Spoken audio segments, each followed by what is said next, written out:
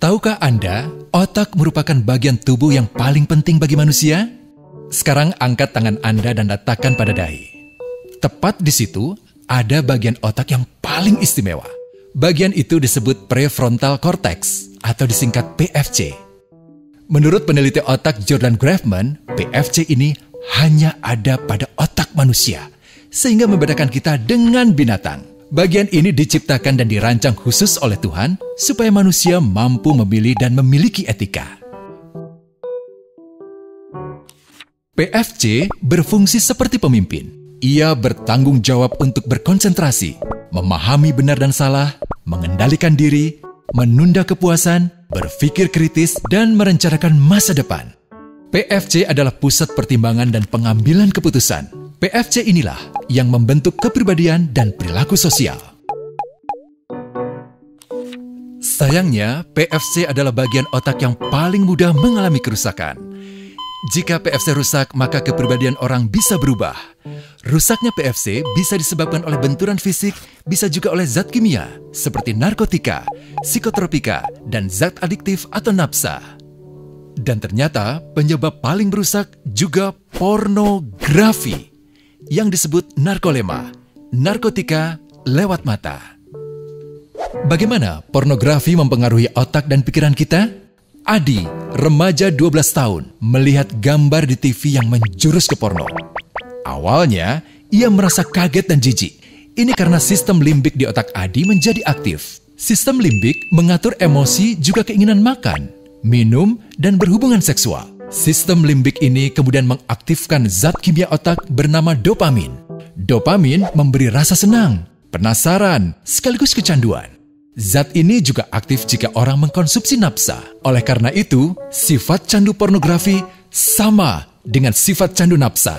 Otak akan mengingat apa yang membuat Adi senang dan bagaimana ia memperolehnya. Jika Adi mendapatkan pembinaan akhlak, etika yang baik, dan patuh pada norma sosial, dorongan melihat pornografi, meskipun menyenangkan, akan ia abaikan.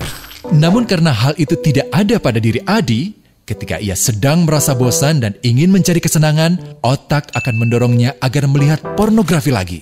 Namun lama-lama, Adi bosan melihat jenis gambar yang sama, dan butuh yang lebih porno untuk memicu rasa senang. Sekarang, dengan internet, pornografi menjadi jauh lebih mudah didapat.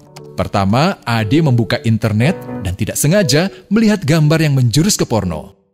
Berikutnya, ia sengaja membuka lagi untuk melihat yang lebih porno. Awalnya melihat yang sedikit terbuka, lama-lama semuanya terbuka. Awalnya melihat 1 menit, lama-lama 1 jam. Adi mengalami kecanduan pornografi. Bagaimana kerusakan PFC akibat kecanduan pornografi? Secara alamiah, dopamin dialirkan dari sistem limbik ke PFC. Orang yang kecanduan pornografi akan mengalirkan dopamin secara berlebihan sehingga membanjiri PFC. PFC menjadi tidak aktif karena terendam dopamin. Semakin sering PFC tidak aktif, ia akan semakin mengerut dan fungsinya terganggu. Sistem limbik justru akan berkembang semakin besar karena terus mengaktifkan dopamin, sehingga Adi cenderung untuk terus mencari kesenangan tanpa takut atas akibatnya. Jika tidak ditangani segera, Adi berpeluang besar menjadi pelanggan pornografi seumur hidup dan mengalami kerusakan otak di bagian PFC. Awalnya, ia akan kehilangan konsentrasi, penurunan kemampuan menimbang benar dan salah, serta berkurangnya kemampuan mengambil keputusan. Lama-lama, besar kemungkinan ia akan melakukan masturbasi, oral seks, hubungan seksual suka sama suka, dan mudah berganti-ganti pasangan seksual. Pernikahan dianggap tidak penting. Pasangan dianggap hanya sebagai objek seksual semata, cenderung merendahkan derajat dan kehormatan lawan jenis. Selera hubungan seksualnya pun tidak sehat dan seenaknya, kasar sampai tega memperkosa. Manusia jadi tidak ada bedanya dengan binatang. Inilah dampak yang terjadi akibat kerusakan PFC. Ahli bedah otak Donald Hilton Jr. mengatakan, jika difoto menggunakan alat magnetic resonance imaging, otak yang rusak akibat pornografi memperlihatkan hasil yang sama dengan otak yang rusak karena kecelakaan. Ia juga mengatakan, Berbeda dengan dampak nafsa yang merusak otak di 3 bagian, pecandu pornografi yang sudah melakukan hubungan seks dengan anak-anak mengalami kerusakan otak di 5 bagian. Terbukti, pornografi pada anak lebih bersifat merusak karena PFC belum matang dengan sempurna. Tapi untungnya, otak anak yang belum sempurna ini masih mudah dibentuk. Pengaruh pornografi bisa lebih mudah dihilangkan asal ada usaha untuk memulihkan dengan sabar, terutama oleh ayah ibu, keluarga, dan orang terdekat.